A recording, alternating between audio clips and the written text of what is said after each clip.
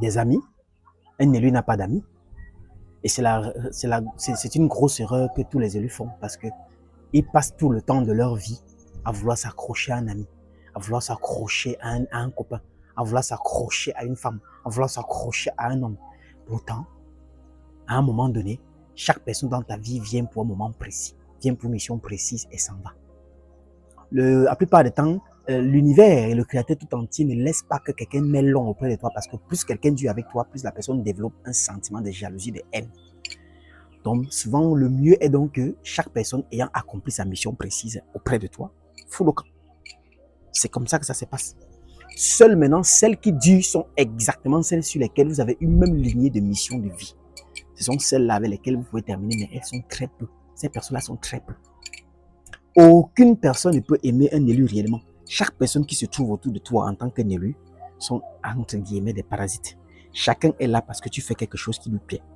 Chacun est là parce que tu donnes quelque chose. Chacun est là parce qu'il se nourrit de toi par rapport à quelque chose. Le jour où tu arrêtes, c'est fini. On ne te reconnaît plus. On ne sait plus rien de ce que tu as fait de bon. Même dans ta propre famille, tous ceux qui vont devoir dire t'aimer et t'apprécier, c'est parce qu'ils savent que tu les épaules sur certains points. Le jour où tu arrêtes, c'est fini. Donc un élu ne reste pas là à chercher une amitié. Un élu apprend à être heureux seul. Là, la présence de l'eau d'une autre personne n'est pas une nécessité, mais tout simplement un choix. Et moi, j'ai dit aux élus, ne vous vantez pas seulement d'être élu sans pouvoir supporter les poids qu'un élu doit porter.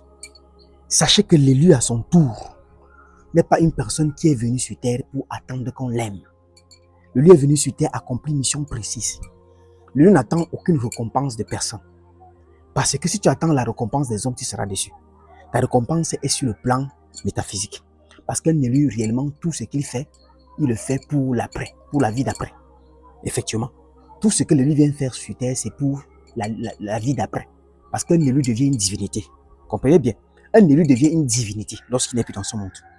S'il a bien nourri et chargé son âme, comme un élu peut complètement s'éteindre, s'il est venu et qu'il a voulu vivre comme un homme normal. La problématique de fond, c'est que les élus veulent vivre comme des personnes normales. Ça, c'est un problème. Tu vois une amie qui est dans sa relation stable, toi aussi tu veux une relation stable, en tant qu'élu, je suis désolé. Tu veux une femme qui est mariée 10 ans, toi aussi tu veux sans problème, sans rien, toi aussi l'élu, tu veux te marier 10 ans, je suis désolé. Tu vois un ami qui voyage, il passe s'installer à l'étranger, il vit sa vie là-bas de rien n'était, sans jamais faire une libation, sans jamais appeler les ancêtres, sans jamais aller au village. Toi aussi tu dis que tu vas aller t'installer à l'étranger, je suis désolé, ça ne va pas marcher avec toi. La vie de l'élu est différente. La vie de l'élu est quelque chose d'extraordinaire. Ça sort de l'entendement humain. Et si les élus ne comprennent pas cette particularité qu'ils ont, ils vont toujours finir par taper tout ou par frapper à côté. L'élu, donc, à son tour, doit se faire passer inaperçu dans tout ce qu'il fait et n'attendre rien de personne. La véritable récompense de l'élu est son élévation métaphysique sur le plan astral ou alors spirituel. Aide les gens, soigne les gens, guérit les gens. Il y a des gens que tu vas même guérir, après ils vont t'insulter.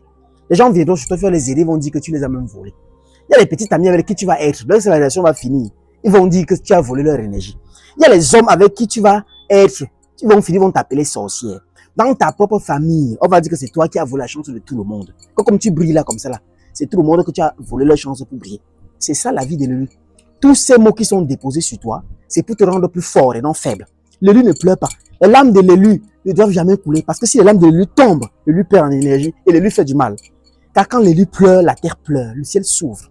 C'est pour ça que l'élu doit hermétiquement refuser de tomber dans l'état de la lamentation. L'élu doit vivre sa vie dans une dimension dont il ne voit pas. L'élu doit prendre la souffrance comme un allié, comme une école, comme une élévation. Parce que sans cette souffrance, il n'arrive pas à être ce qu'il est.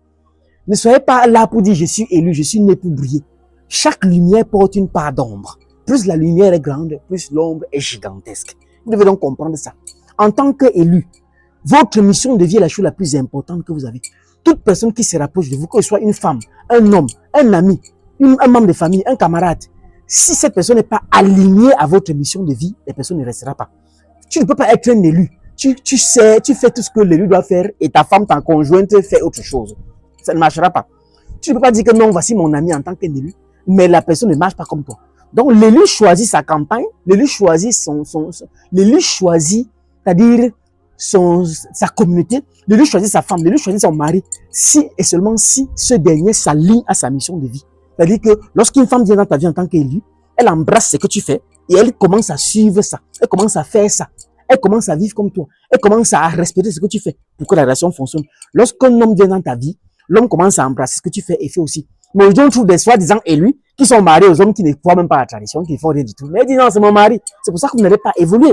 On trouve des soi-disant élus qui partent épouser des femmes qui ne font rien concernant la tradition. C'est pour ça que vous n'avez pas évolué. Vous ne pouvez pas être un élu. Vous ne pouvez pas dire que vous éveillez des consciences. Vous ne pouvez pas dire qu'en tant qu'élu, vous avez la mission de conduire le peuple africain, ou bien le peuple de votre communauté, vers une conscientisation. Mais votre conjoint, mais votre épouse, mais votre époux n'a rien à voir avec ce que vous faites. Vous n'êtes pas un élu. Vous êtes tout simplement une personne qui se trouve dans la peau d'une chair. L'élu est mystique. Tout ce que l'élu reçoit ou fait, c'est sur le cadre mystique. Si l'élu ne comprend pas ça, alors l'élu n'est pas un élu. Et quand je dis ceci, je dis bien et je réitère. Tout ce que l'élu fait, ça s'allie à sa mission de vie. L'élu vit pour s'attendre à souffrir. Parce que c'est dans la même souffrance de l'élu qui trouve et sa joie et son élévation. Et l'élu vit pour être heureux, même seul, sans attendre rien de personne, ni en retour.